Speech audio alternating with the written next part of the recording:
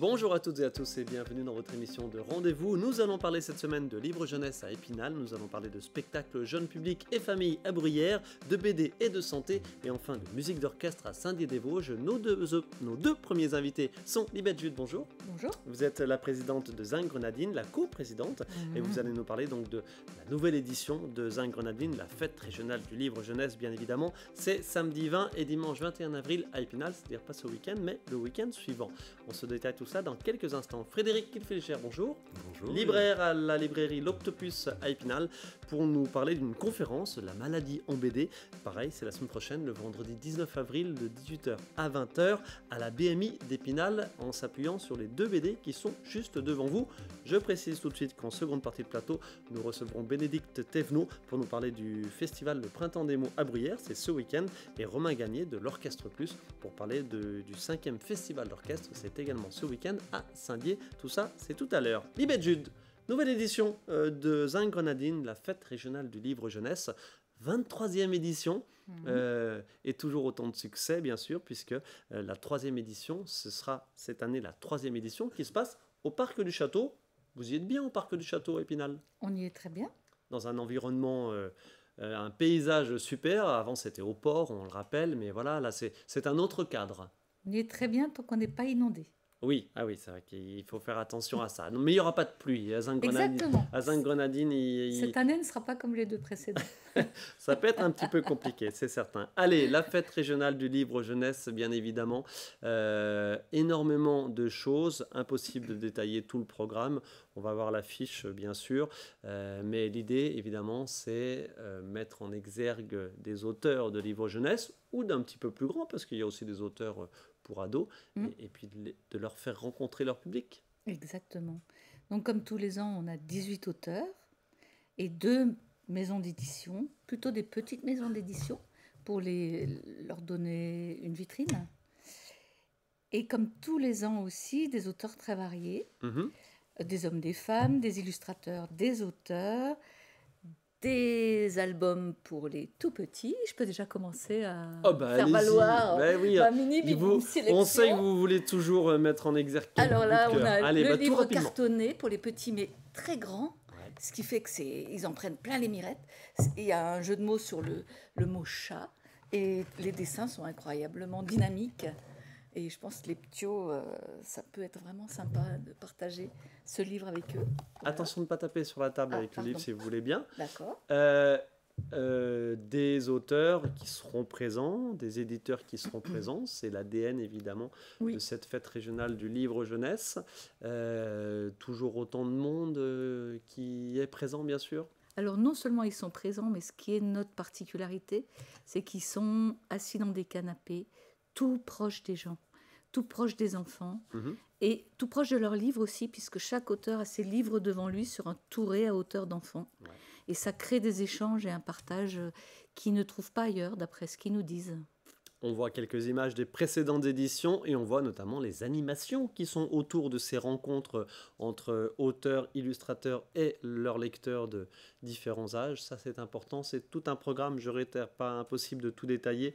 Mais voilà, les animations, il y a du spectacle, des lectures, du chant. Oui, ce qui nous caractérise aussi, c'est ce compagnonnage avec les arts vivants. Souvent un peu décalé, un peu loufoque, un peu déjanté. Vous voulez que je vous parle d'un truc déjanté de cette année? Allez-y. Allez, c'est la petite boucherie. Ça s'appelle Boucherie Bacule. Et figurez-vous que cette famille travaille uniquement avec des peluches abandonnées. D'accord. Pour en faire des articles de boucherie. D'accord. Donc n'ayez pas peur, hein. Ce sera pour rire quand même. Mais quand même, c'est un peu délirant. Et ça, c'est aussi l'esprit Zinc Grenadine. Ça se passe toute la journée du samedi 20 et du dimanche 21 au Parc du Château à Épinal avec deux soirées. La soirée du samedi, tout ça est gratuit, on le précise aussi. Qu'est-ce que vous nous proposez comme soirée le samedi soir? Alors, je ne prononce pas bien, vous le prononciez mieux que moi. La soirée du samedi, c'est Who's the Cuban, un groupe qu'on connaît bien, qui s'est déjà produit effectivement sur Épinal. Un super groupe, il y aura 9 musiciens, et je pense que ça va dépoter. Et ça, c'est à 21h le samedi? Oui, c'est précédé on peut manger juste avant. Ouais. Et à 23h, il y aura un DJ set, c'est la Bababoom. Et là aussi, je crois que ça va être assez original. Et tout cela est gratuit. Vos finances, vous les trouvez par la buvette et par les brochettes d'enfants, dans les brochettes Brochettes d'enfants, de les brochettes de bonbons. Vous êtes dans l'esprit Pardon, de la petite ça y est. boucherie. Vous m'avez induit, c'est ça, c'est le spectacle qui m'a inspiré. Non, par les brochettes Dans les de finances, bonbons. c'est évidemment. beaucoup des subventions. Il faut dire ce qu'il est. Ça va de l'État à la région, le département, la ville, la communauté d'agglo. C'est beaucoup des subventions qui font vivre Zingrenadine et on remercie toutes les institutions pour ça. Les librairies partenaires, on va les citer. Oui, le Quai des Mots et le Moulin des Lettres. Et, Ce sont nos fidèles partenaires. et un petit mot sur le dynamisme, évidemment, de cette édition jeunesse, toujours très créative, tant dans les sujets abordés que dans la forme. On a un spécialiste de BD avec vous en plateau, il pourra peut-être nous en dire un petit mot. Mais Je peux voilà. reparler un peu de 2-3 Allez, livres. encore Allez, 2 présentations. allez, 2. Oh, vous Oui. êtes cruel. Ouais. Un pop-up très original sur le thème de l'arbre. Ouais. Et l'arbre, les transformations de l'arbre, donc il est super graphique, avec des couleurs fluo. Mhm. Et triste, l'arbre se fait découper en petits morceaux. C'est le thème de cette édition, le glauque. Alors, l'environnement est forcément un thème que les auteurs jeunesse exploitent, parce que, comme tout le monde, ils sont traversés par les thèmes actuels. Mais se fabrique une chaise, miracle de la transformation, qui redevient petit à petit, Un arbre. qui reprend racine et qui redevient un arbre. Pas mal. C'est pas beau ça? On a tout à fait l'illustration de l'ambiance qu'il règne sur le festival Zingrenadine. Un dernier livre, Oui, il Libette. faut que je vous montre quand même un livre de Martin Jarry. Ouais. Qui est l'illustrateur de illus- l'affiche. Voilà, et qui est un illustrateur, mais surtout un artiste. Il a une expo à la BMI qui est déjà installée. Il présentera d'ailleurs, il fera faire le tour de son expo le jeudi soir à la BMI. Il Ok. faut en référer au programme. Attention de ne pas taper sur la table, si je peux me permettre de Ah nouveau. Et Voilà. donc, c'est des très grands. Là, ce sont des recettes. Il est souvent complice avec Alain Serre. Mhm. Et là, Alain Serre propose des recettes tout à fait sympathiques, exotiques et originales. Et Martin Jarry propose ces illustrations qui sont en réalité des peintures. Hein. C'est vraiment... Et là, c'est typiquement un livre à offrir à un adulte. Libette Jute, merci beaucoup. Ça se termine déjà pour ce qui vous C'est frustrant, concerne. hein, C'est c'est frustrant. frustrant. Bah oui, c'est comme ça. C'est qu'on se le dise. Et c'est une émission de rendez-vous avec plein de choses à annoncer parce qu'hélas, il se passe pas. Hélas, caricature évidemment. Il se passe tellement de choses sur notre département que informer, c'est choisir. On est obligé évidemment de donner la parole assez peu à chacun d'entre vous. Libette, merci beaucoup. 23e édition donc, de Zingrenadine, la fête régionale du livre jeunesse, samedi 20 et dimanche 21 avril. Et juste avant, vous pouvez aller à la BMI, n'est-ce pas Frédéric Kilfiger, assister à une conférence super intéressante qui s'appuie sur 2 BD, mais qui va parler de choses très sérieuses, bien sûr, à savoir la santé et la maladie. Les 2 BD, elles sont devant vous. Quelles sont-elles, Frédéric? Alors, je vais vous présenter 109 de Jean-Christophe Chauzy, qui raconte comment en 2020, il a appris qu'il était atteint de fibromyélose, une maladie du sang assez grave, pré-leucémique, on va dire, et qu'il devait absolument avoir une greffe de moelle osseuse.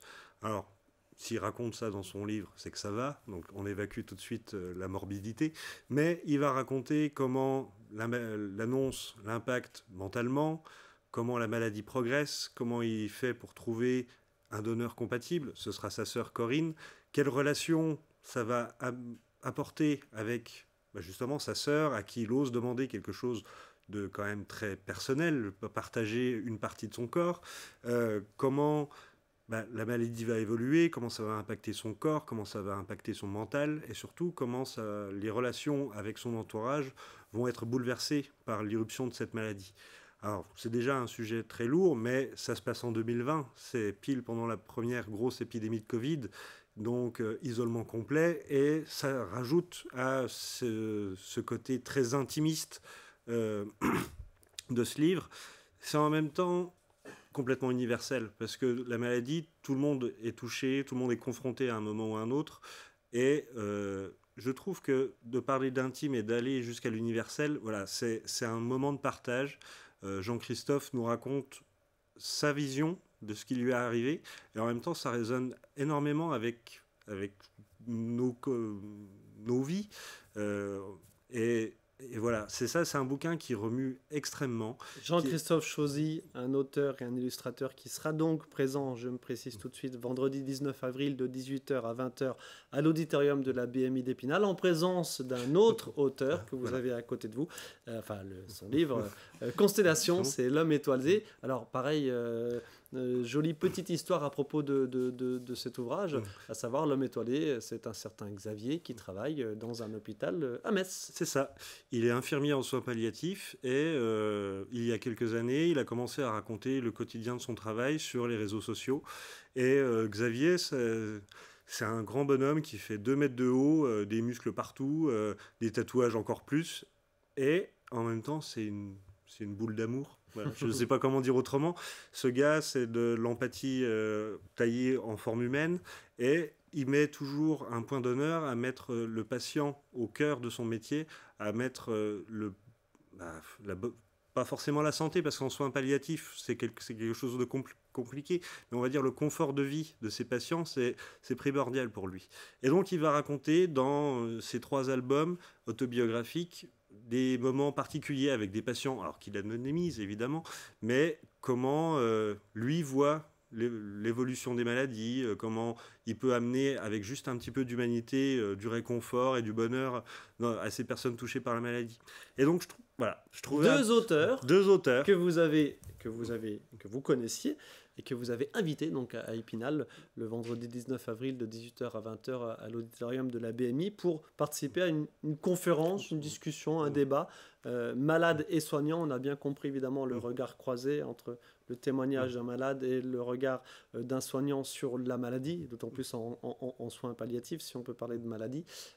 Pourquoi cet événement Jean-Christophe, je le connais depuis longtemps et je voulais pas faire... j'ai lu son livre au mois de décembre et je voulais pas faire une simple dédicace parce que c'est un bouquin qui est trop bouleversant pour que ce soit juste venez rencontrer Jean-Christophe Chauzy.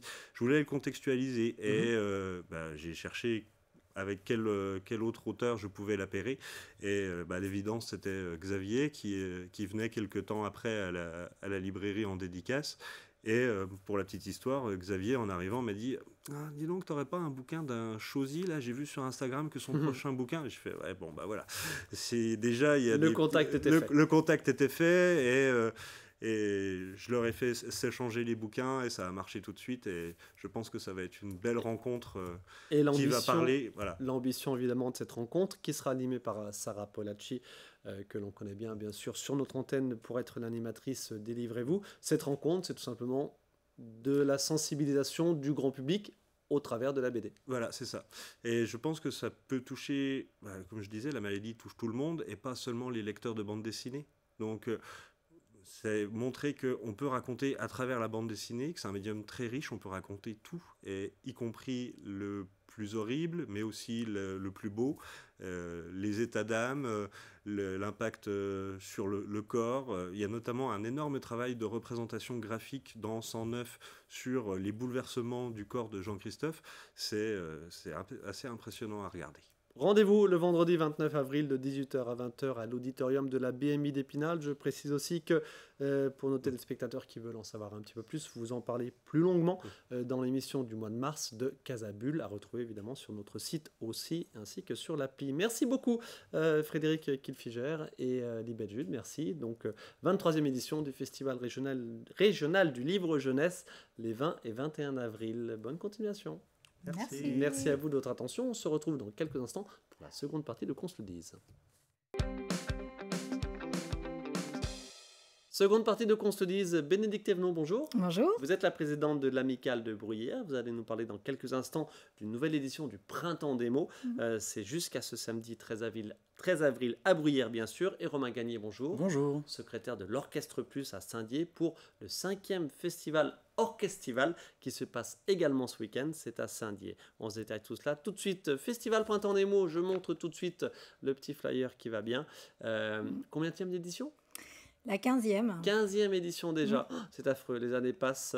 Ouais. Un festival famille et jeune public et famille, qui se passe à Bruyères, en étroite collaboration donc avec la Comcom Bruyères Vallon des Vosges. Impossible, bien sûr, pareil, de détailler tout le programme. Ça a déjà commencé ce jeudi et ça se poursuit vendredi, samedi. Voilà, on commence jeudi soir par un spectacle de l'atelier théâtre adulte de Bruyères. Ce soir. Oui, c'est Voilà. ça, oui, déjà. Et du coup, qui est entièrement gratuit. Et on continue demain soir et samedi soir. On a là 2 spectacles payants le vendredi soir et le samedi soir. Et tout le reste est totalement gratuit. C'est au chapeau.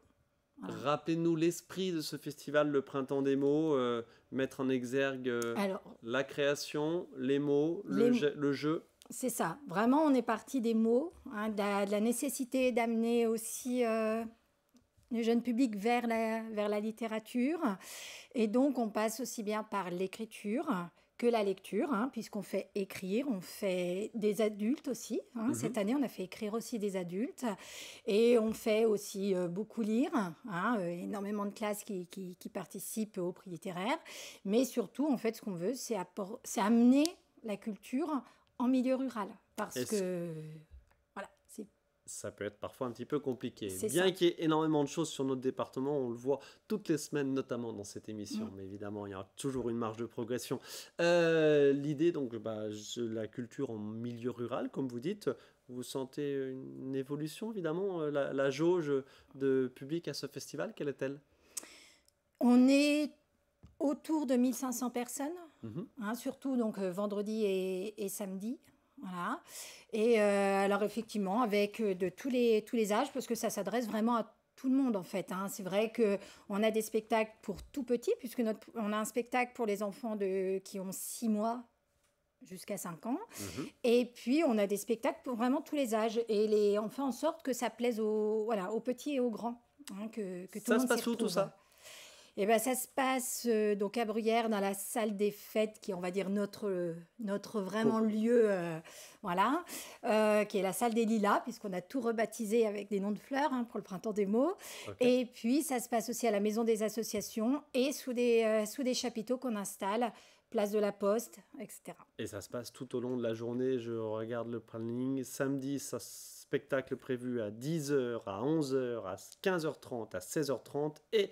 Donc une scène ouverte à 18h, plus le spectacle du soir. Plus le spectacle du soir, plus une batucada, plus un spectacle déambulatoire dans la journée. Et ça, c'est le samedi, mais il y a des choses aussi le vendredi, bien évidemment.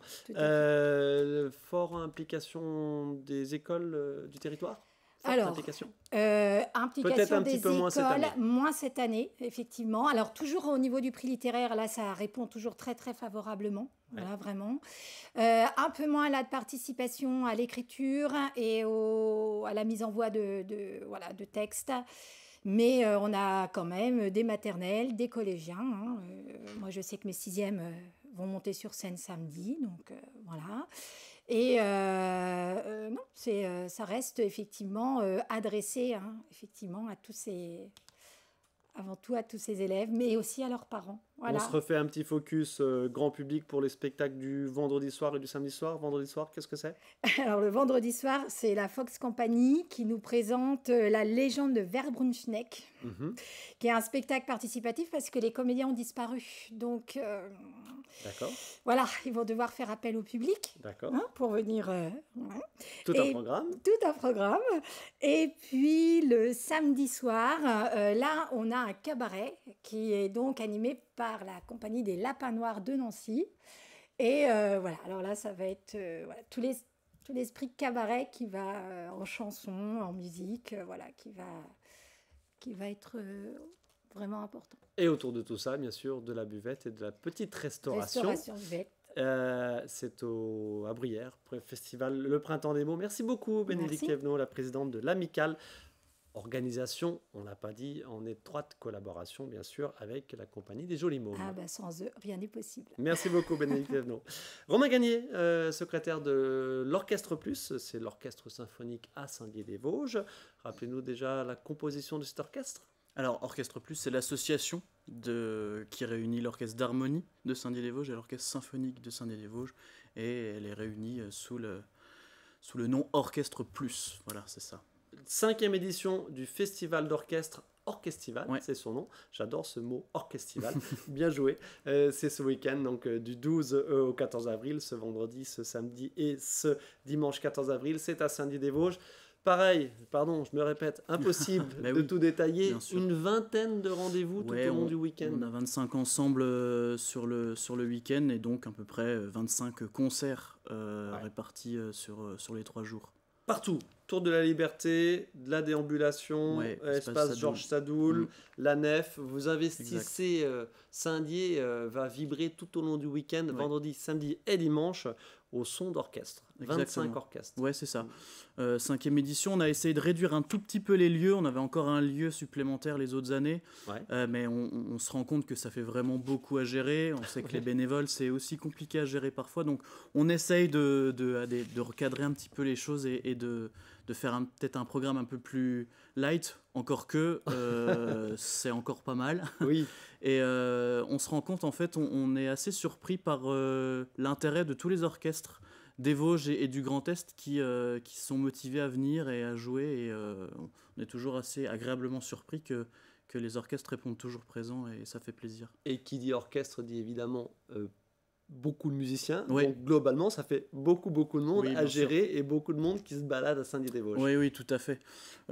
Puisque là, en termes de répartition, on a 3 orchestres symphoniques, 9 harmonies, 2 big bands, on a 2 ensembles de cuivre, on a 5 ensembles du Conservatoire Olivier Douchin, qui est un partenaire essentiel pour ce festival-là. Mhm.